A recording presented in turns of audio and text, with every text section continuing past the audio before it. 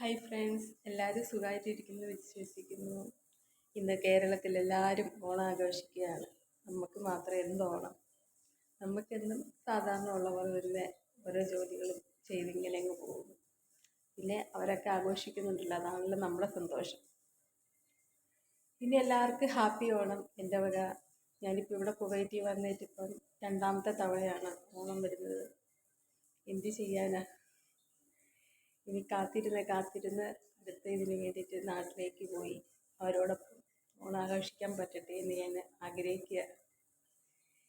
എങ്കിലും എന്നെ സ്നേഹിക്കുന്ന കുറേ പേരും കുറേ നല്ല നല്ല മനുഷ്യരും ഒക്കെ എനിക്ക് ഓണാശംസകൾ പറഞ്ഞ് വിശ്വസൊക്കെ ഇടുന്നുണ്ട്. ഒത്തിരി സന്തോഷം. എന്താ പറയുക, ഇന്നത്തെ ഒരു ദിവസം നമുക്കൊരു അവധിയൊക്കെ കിട്ടിയിരുന്നെങ്കിൽ ഇന്ന് നമുക്ക് ഒത്തിരി ആഘോഷിക്കാൻ പറ്റില്ലേ, നമ്മുടേതായ രീതിക്ക് ഒന്ന് പുറത്തൊക്കെ പോവുമോ, ചെറുതായിട്ടൊക്കെ നല്ല ഫുഡൊക്കെ കഴിച്ചെന്ന് ഇതൊക്കെ എൻജോയ് ചെയ്യാൻ പറ്റുമായിരുന്നു. പക്ഷേ ഇവർക്ക് അതിൻ്റെ ഇതൊന്നും അറിയത്തില്ലല്ലോ. അപ്പം അങ്ങനെയൊക്കെ അങ്ങ് പോകുന്നു.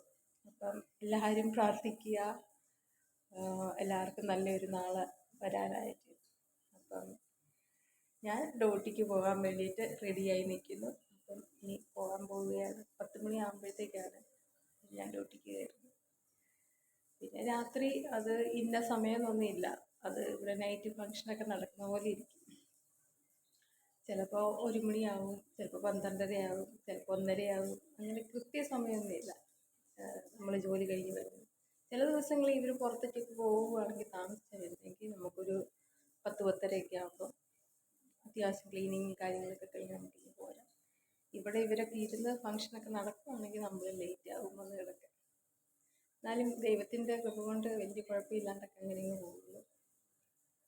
അപ്പം ബൈ ബൈ. ഒരിക്കൽ കൂടി എല്ലാവർക്കും എൻ്റെയും എൻ്റെ കുടുംബത്തിൻ്റെയും വക ഓണാശംസകൾ. Thank you.